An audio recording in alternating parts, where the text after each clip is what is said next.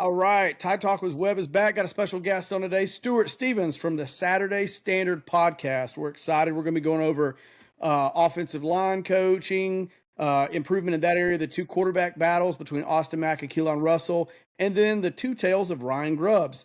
What subject would you like to start on first? Let's save the quarterback battle for last. Let's do it.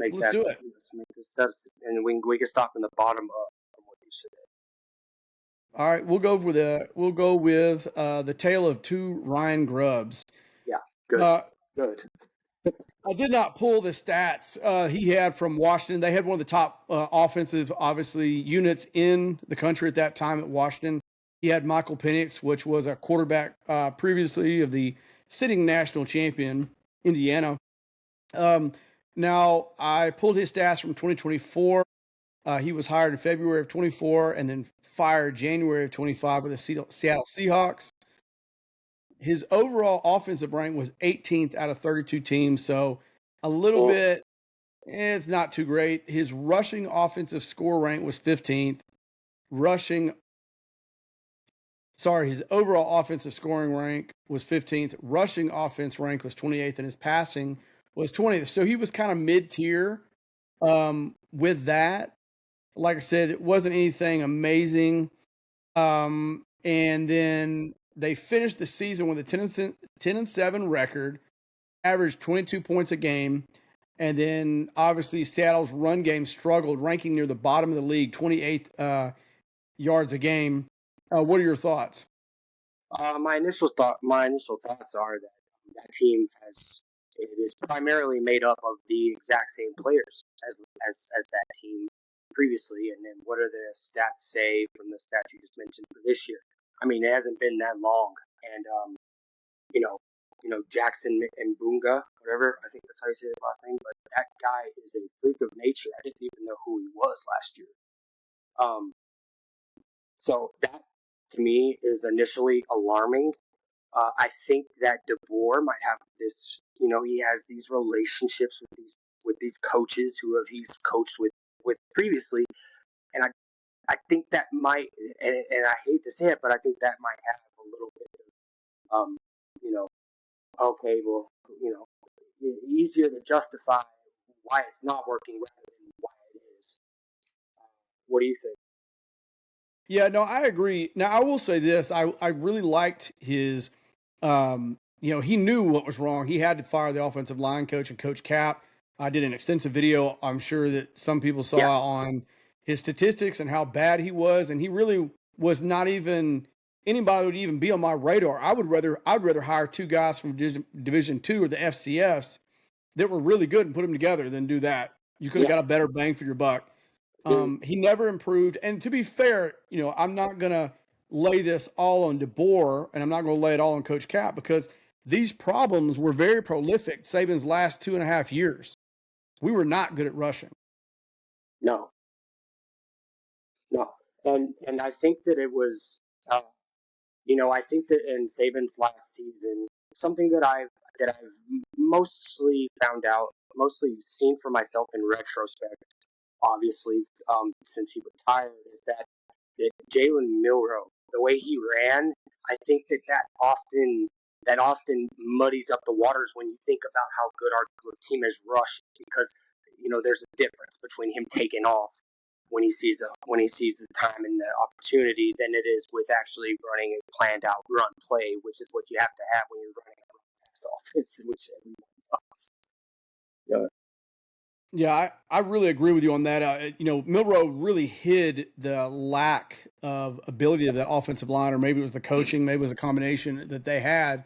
And so did, the two quarterbacks before them, especially, and it really showed because they were so mobile. And like I said, it was a growing problem. It did not get better. Now, I think Tommy Rees and his genius, and I didn't like the hire early, but after 3 games, I was sold, because every game he was like Kiffin and he was like McElwain. He would sit there and plan for each game, and he would find weaknesses and then make the quarterback do that. And he brought quarterbacks along, and he really coached really, really well in that aspect. and I kind of wish we'd have just kept him as our offensive coordinator. But I think Grubb can get there. The only knock I've had on Grubb is I feel like, and I think he will get better, is he relies heavily on the pass. If the run doesn't work, he backs off and leaves it alone, and then it makes us really one dimensional. And I think when he looks at a game, he's like, well, these 20 plays worked the last game. We'll just use them again and keep throwing them out there. He doesn't, he's not really quick to change a game plan if something's not working, which is concerning. Nope, it comes across as lazy. Honestly, I mean halftime adjustments, you know the prep that you have before you play your opponent. I think that those things are absolutely they're insurmountable. I mean, like it's perfectly set for Kirby Smart in the SEC championship. You know, Jesus, were they prepared? Alabama just was not prepared. They have all the talent there. They proved it in the beginning of the season when we beat them in their place. It's just they just weren't. They were lacking in every single offense, especially offense, even defense, really. But I mean, more so offense because you have to go for it on fourth down because we're already behind, and then you give them easy field positions. You can't blame all that on the defense, but you can't blame it all on anyone entirely. But I mean, Jesus, man, I just have never seen an Alabama team look like that ever because I don't think we've been very spoiled in the fact that doesn't really ever happen in our generation. But man, that one hurt. And then the Indiana game, I was pretty much already numb. Like I thought that even the comeback against Oklahoma, I still thought we were close to toast against Indiana. Yeah, I did too. And the thing that gave me confidence against Oklahoma was their QB had a propensity. He was last year's version of Carson Beck his last year at Georgia.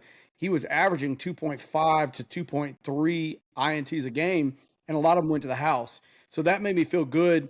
Like I said, the thing is, and we had a really good passing attack. But the thing is, when you play really good teams like Georgia, well, they're like, well, we know you can't run. We know you can't line up man against man and even get 100 yards. So, we're going to just pin our ears back on a cover shell too. And Yep. good luck. Good luck.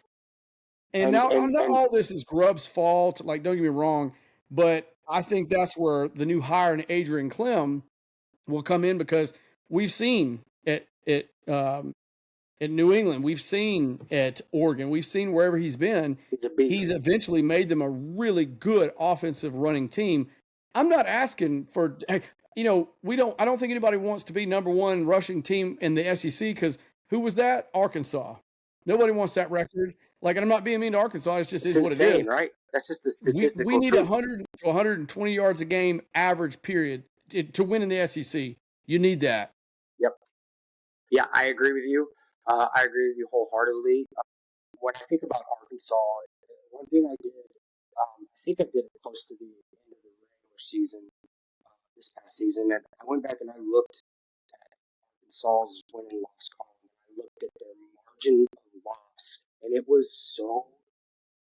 I don't think I've ever seen it to be so little. They just couldn't finish games. They were playing these games outright like very well, and then they just could not, put the gas on at the end.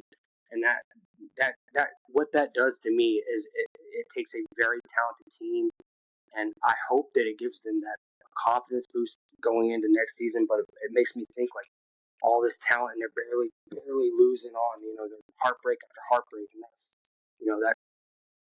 that to me is something I notice as well. No, and I agree. And Grubbs, and I want him to prove me wrong, and I want him to do great next year, and I'm behind him. And I think too, when you look at the stats last year, I mentioned it. Some of these stats I looked up today were not super accurate, I don't think. But I know last year, at the end of the season, we were out of 132 FBS teams, we were 120th in rushing. We weren't even averaging 100 yards a game.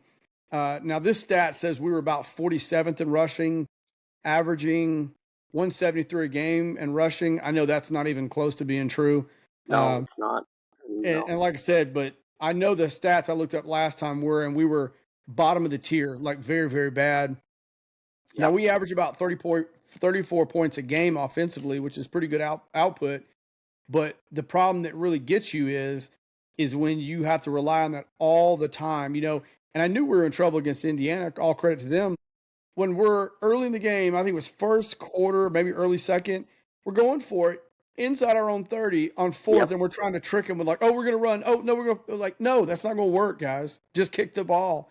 Now Grubb was very good when he got inside the red zone. It was 96% accuracy, Very and good. we would score.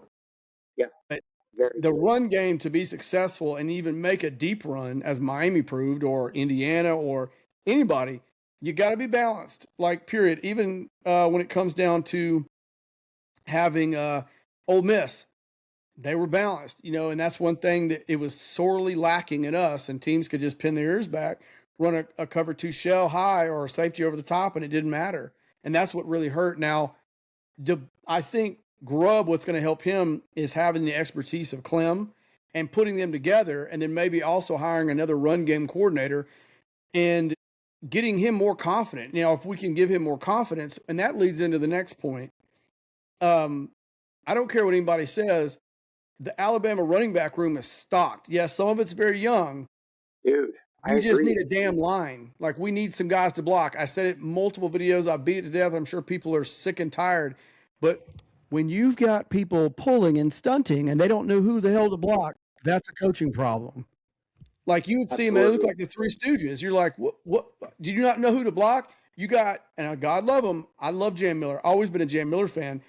In the Indiana game, I saw him several times. I saw him once do it in the Georgia game. Defensive end is coming around. He pulls up. Don't block. Yeah, he pulls back. If, I know. He if you're hesitation. going to be like that, I don't want your ass on the field. He's Like, sit on the juking a sideline with defender. cheerleaders. He's juking a defender, and he doesn't even have the ball. He's supposed to run block. Yeah, trust me, I know. I've seen it too. Yeah, I agree with you.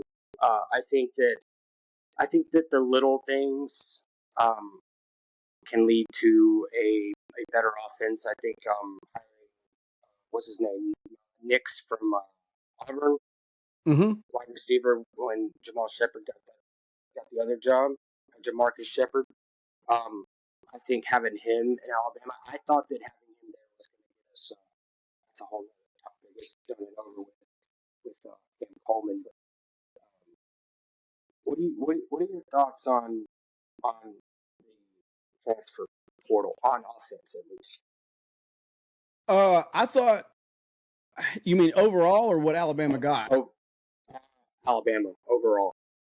Overall in Alabama. Okay, I will say what we really needed was not a ton of skill players. We needed a wide receiver, which I think we got in Noah Rogers, honestly, from the stuff he put up. He's not as big as, let's say, Isaiah Horton. Isaiah Horton hurt. He was the only one that left that I thought hurt because he was that go-to guy, that big body guy. But, you've also got sitting in there Meadows, who got hurt and wasn't able to play the rest of the year. He's a 6'6", 6'7" guy. He can be that guy, right? Yep. I thought we got all the guys we needed. I thought we got 3 late additions at the wide receiver positions that were amazing. And one of them's a true 4-3 guy. So he's going to help out, in my opinion, in the special teams for kickoffs and punts, right? Yep. Alabama does not play that, and I know a lot of people are going to get offended, excuse my language, that bullshit game that Texas plays and Texas A&M and, some of these teams were getting some of the, massive rosters. Well, ask Texas Tech and Texas how those massive rosters and all that money's panning out. It's not, because Indiana won last year. Yes, they're more of a roster team, but Indiana, Ohio State, Michigan, the last 3 winners of the national championship game, all had guys that played together for 3+ years, all of them. And Indiana they had 1 4-star. So just because you go spend money on Cam Coleman, which one of my contacts told me at Auburn that he's cancer to a locker room. So why do you want him? And not only that, yes, it is nice to have some of those guys, and it is nice to pepper those guys in. But going out there like Texas A&M, the last 2 years, they've had the heaviest and one of the most expensive rosters in the country. It ain't doing shit. Georgia, No. Ohio State, and Alabama want those high school guys because you can develop them and then pay them as they develop, like we did this year and how we spent money, right? Now we needed, it was only returning lineman we have is Michael Carroll. We needed to dive deep and get defensive line and offensive line. That's what we did. Now, I think we got some good guys. Everybody's poo-pooing them off and, they're not that good and all this. Well, can you name For $1 million, name 2 starting linemen for Indiana right now. Exactly. You Do you, can't. I mean, I guarantee you, come out of high school, nary a one of them was a 4-star. I promise you No, that. they're So well it comes coached down and to, can you developed. scout and can you coach? Yep. And now, I'm old school. I'm almost 43. I don't like the portal in general. Now, I think these young men need to get paid. Don't get me wrong, but there needs to be some rules. There needs to be a salary cap. It's getting nuts. It's getting honestly frustrating, even as a fan, even if your team brings in that stuff, to watch this slop. And just because you bring in the best talent, God love them. I think LSU will be a good team this year. Just because you bring all that talent doesn't mean you're going to win. It's turning into exactly what Nick Saban feared the most. And I think he got out at the right time. I think he got out at a good time for his coaching style, which I think is kind of, in reference to what you're talking about. Because, I mean, that Nick Saban football was the only football that I knew. Just like, you hear Miss Terry talking about, being in the living rooms and these areas of their house where they brought kids in and recruited them and made them believe in something bigger than themselves. And I heard the same thing about Cam Coleman. Just when you put a dollar sign to it, man, it really, really, it it changes things. It always does for anything and absolutely everything. Money changes things, and you know their perspective, the player's perspective, wanting to provide for their families, and but what when are they going to say like enough isn't like too much? Like you're already doing way too much. Like we need to figure out a way to put a salary cap. We need to be like the NFL. I thought that I said that in a video I posted before this past season even started was that if you're gonna name image likeness, we need to have a set of guidelines, rules, something. I mean, instead you give us a committee for something that should work itself out on the field, and I really don't get. Well, it's even gotten out of hand, and I know I've ranted on this before. Just like, I don't know who Notre Dame paid off for them to say, the college committee to say, oh yeah, that's fine. I guarantee those guys all got new lake houses somewhere, because when you literally told Notre Dame in writing, yeah, that's fine as long as you finish top 10. I think it's top 10, maybe 12. I think it's top 10. Yeah, you're in the playoffs, and it's like you play bums. You play a bunch of elementary schools, play no conference in any conference whatsoever. And, honestly, like they were saying today, I think the Alabama-Ohio State game needs to get canceled for both of us, because if the committee, all they look at wins and losses and the strength of schedule is pretty much not there, screw it. Yep, Like, agreed. I think the SEC, honestly, needs to go to no conference game anymore, no conference championship game. Let's figure out the math at the end of the season, be done with this shit. Be over it. Yep, I agree with you because there are people who are still holding on. I agree with you 100%, man, who are still holding on to the conference championship as a pride thing. As it's something that it was in the past tense, something you have these bragging rights for. I don't see it anymore. Even if they still play at the game, it's not there. I mean, it's just not there. And it's the top 12, by the way. Yes, you're right. It's the top 12. All they have to do is finish in the top 12, and um, that's just they're just getting special treatment. I mean, as they have been, except for this past year. Uh, and then people were, and I loved, I loved when Miami went on this run, because all the criticism and hate that I got from me saying Miami was going to be something special throughout this playoff, and it was just Notre Dame fans. It was, you know, it's just crazy to me. It's just I was bombarded just with hate because of saying that I thought Miami deserved to be in, over Notre Dame, because I don't know, because they played on the field this season against each other, and Miami won that game. I mean, it's really not that hard to it's 1+1=2. I'm not really That was the toughest team they played all year, and they beat them. And it's just like, yeah, and I'm with you. Like, Notre Dame was good, but they were not.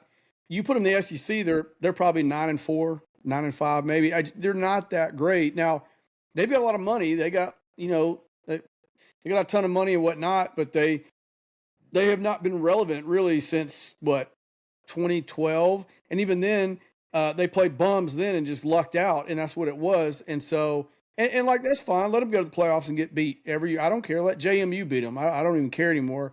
But it is what it is. I think it's pathetic. They should have to join some. And honestly, you're a bunch of losers because the Big Ten would let you come on in. That's where you should, because you're in Indiana, Yeah, in they South already Bend. tried. Your ass Yep. should be in the Big Ten playing actual real teams like Ohio State and Michigan and Oregon and all that, And Indiana, you should be playing, but they don't want to do it because they know they'd sustain about 4 losses a year, and they know I that. know. I mean, So, and poor Ryan Day, man. Poor Ryan Day. That schedule for him is brutal, my guy. Oh my goodness. mhm. I went back and looked, and just the away games. It's the away games for them that are, to me, are just brutal. I noticed. I was looking at the schedule for the top, 20 teams, and yeah, I mean, at Indiana, even with a new quarterback, I mean, Josh Hoover, like you said, he's got some time under his belt. Kirk Cignetti is Kirk Cignetti. Google him, he wins. So I don't know. I Now, think what's that's going your to be fun. before we get to the last subject? What's your thoughts on Alabama's upcoming schedule for the 2026 season? I like it. I like that. I like that we have Florida State again early. Uh, because I know. I hope that they come with some fierce, you know, just force because of what happened and the humiliation of this past year. Uh, Everything else about it, I like it. I mean, I like it in comparison to some of the other SEC schedules. I think it's preferable to those. Correct me if I'm wrong. Our toughest month, isn't it? Is it November? If I'm correct, it's like 4 It's back to back to November. back teams. Yeah, it's November, and then we have two back-to-back away games that are, uh, I think, right before Tennessee. Okay. I'm not 100% on that, but I'm pretty sure right before Tennessee we play. I have to double check. I'm not considered, but Yeah, I know one. November is kind of like a murderer's row for us again, which is fine. We'll make it happen. Um, and like I said, one thing I thought was interesting that I did not know, a quick tidbit, was that they were Gus Malzahn, sorry, brain fart. Gus Malzahn was actually, they tried to hire him at Bama. Saban tried to hire him. I didn't know that. That was a new one on Yeah, me. I was reading the article and I was like, whoa. And I can't remember why. I'm probably going to do a video on it later, but he didn't, he turned it down. I forgot why he turned it down. I think he was at Arkansas as the offensive coordinator or something, or maybe he was at Arkansas State as the head coach again. Um, and he turned him down and he said, I don't know why I turned him down. He said it would have been a good run. I think because a lot of people said, oh, Saban was uninnovative. And it's like, look at his offensive coordinators. That's not true. And yeah, I just thought it was very interesting seeing those two, if those two would have worked together on the sidelines. And I'm sure Malzahn yeah, won't say, but he said, I don't even know why I turned him down. I don't know why. It was a good offer. And I think Malzahn knows he'd have won at least one ring 100% with Saban during that span of yeah. time. Can you imagine winning 2 rings and then being the two teams that have the biggest rivalry in college? That would have just been incredible, him and Saban working together. Um, but let's get on to the big issue of the day, which is the big quarterback battle that is looming for the spring and summer Yes, sir. ball. I'll go with Keelan Russell first. Now, Keelan Russell, total high school stats were pretty eye popping: over 7,000 yards, 90 touchdowns, 418 completions for 586 balls thrown, which is a 71.3 completion ratio. Yards per game, he averaged 256. These were from Max Preps varsity totals. Yep. Year by year breakdown, his senior and junior year. He played 14 games, completed 238 passes, 4,000 yards. He had a 69 completion percentage rating, 55 touchdowns, 4 interceptions. I thought that was a very interesting stat. Very good. Yeah. Um, he also had a QB rating of 145.4. He rushed 33 times for 300 yards, about 9 yards a carry. He's a pretty quick guy for 3 TDs. Now, he played basically their version of 6A football. His junior year, he played 15 games. He completed 180 passes out of 200 plus yard or 200 plus attempts. He got 3,000 yards passing. He got a 74% completion rating, 35 touchdowns, 3 interceptions. His longest pass was 75 yards. He rushed 54 times, or a little bit higher, for 300 yards, 5 yards of carry, 4 TDs. Um, like I said, he played 6A ball in high school. Duncanville. It's close to where I live. I mean, it's not close. It's like a couple hours down the road from where I live right now. Yeah, Now, the kid is a freak of nature, now man. for him, I'm sorry, one last point, and I'll let No, you go roll ahead. with it. No, go ahead. For him, I thought was very interesting was, we've talked about the offensive line at nauseam. We've talked about they got to block better, and this is even in passing. I mean, them not blocking in passing scenarios got Simpson hurt for the playoffs. That's a fact. He brings an interesting dynamic to the offensive line. So if the offensive line is porous, he can move. He's more mobile in the pocket, which will help. Now we're hoping this is going to get more shored up, so we don't have to lean on that. What's your thoughts? My thoughts are when Jalen Milroe I think it was against South Florida. He played pretty poorly early on. This is Nick Saban, 2023, I believe. Or no, yeah, 23. It was like the third game of the season. It's been Jalen Milroe, but Coach Nick Saban said, we're going to go with Ty. And then Ty was quickly taken out, and Jalen went back in. It's interesting because I feel as if we're going to lose one of these guys. And I feel like Keelan Russell is the future of Alabama football. I think he is I think that he is going to be Austin Mack. As good as he is, and God bless him, man, for sticking with DeBoer as long as he has. Um, it's like it's kind of one of those if you had to lose one situations. If you had to lose one, I'm sorry. Austin Mack is older. Keelan's got more room to develop. He's already an elite. He's already elite enough to play.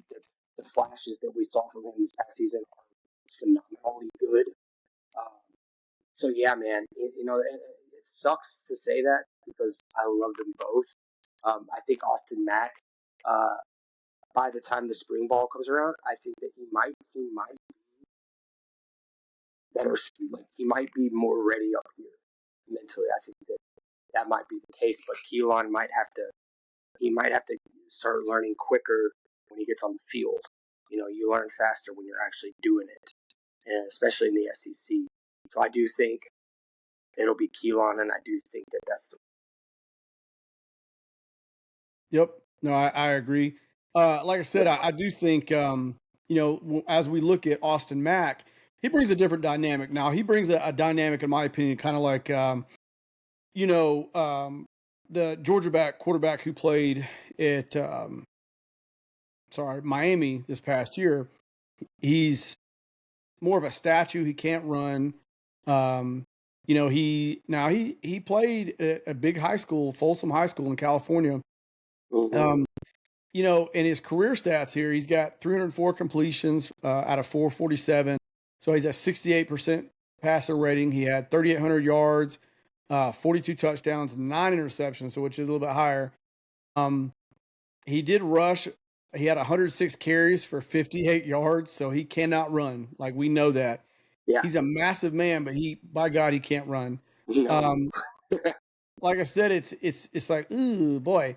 Like I said, I don't know. He's in his junior year, he had very similar stats, pretty much identical to that.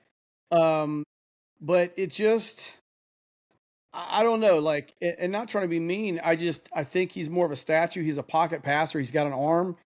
The thing that's concerning with me with him, and I'm like you, one of them will have to go at the end of the year next year for the portal. And the thing is, he's been in the system with Grubb or DeBoer for 3 years. You couldn't even beat out Ty Simpson. And you had, in my opinion, you had better skills and better physical skills than Ty Simpson, in my Yeah, opinion. that's a good point. That is a really good point, which And makes me really, question his game prep and stuff. yeah, and you have been, and I'm not questioning his game prep or anything like that. I thought he had more physical tools than Ty Simpson. Ty Simpson is quicker, obviously, we know that, but he had a bigger arm, stronger, probably about 40 to 50 pounds heavier, more muscle, and you still didn't get the starting job, and you've been in the DeBoer system for 3 years where Ty Simpson had not. And so he knew the playbook. I personally think, because we don't know what the line's going to be, the offensive line. Um, we don't know that going forward, or the run game. You may need a little shake and wiggle in there. And Keelan Russell, in my opinion, is the future of Bama football. Now it'll come down to the spring, who makes better decisions, who's hitting the deep balls consistently, who's hitting the short intermediate routes, who make better decisions. We know that. I'm like you. I think Keelan Russell's the future. And I'm sorry, I don't think you want him slipping off in the portal and going to Texas Tech or Indiana or whatever. Because if my No, opinion, if Austin Mack was going to do it, he should have done it this past year. dude, I agree, and I don't think Kalen DeBoer is gonna let anything risk losing Keelan. I just don't. I don't see it. Um, and the NIL stuff, the money, it it's hard to say that it can't go both ways. I mean, you think about how loyal Austin Mack has been, but loyalty isn't to any one thing anymore. I mean, you probably should have hit the draft last year. I don't know, man. I agree with you. I think there's got to be some sort of contrast between Austin Mack's abilities and why he wasn't starting over Ty Simpson. Because I agree with you, he's bigger. I thought that he was better before Ty started, and I just the Austin Mack that I saw in the regular season, the garbage time that I did see him, it's a beast. But And the thing is, too, we've got, and I think he thought Austin Mack was going to get in the portal, because I think that's why he brought two quarterbacks in this past class. He brought one highly rated one. He's got Elijah Havens, another 5-star that's really looking at. So it's like, and it's the pressure's on those gentlemen that's going to get that quarterback slot. Right now, if I'm just guessing, I mean, you could say, well, he's been in the system 3 years. Well, why didn't he do it last year? Why didn't he get the job? He had all the skills, and he had better physical skills. I think that Keelan Russell, unless he has an absolute garbage time spring and summer ball, I think Keelan Russell's where it's at. I think he wins it. yeah, agreed. Well, man, we've been on here almost 35 minutes. Had a great podcast. Thanks for coming on. We got to do it again. The next one, we'll do it on yours, and we'll rock it out. Appreciate you, man. And I'm gonna go ahead and edit this, and I'll tag in it, and you'll see the clips shortly. All right, man. Roll Tide, roll, man. Thanks Roll for Tide, having me brother. on. Thanks for having me on, man.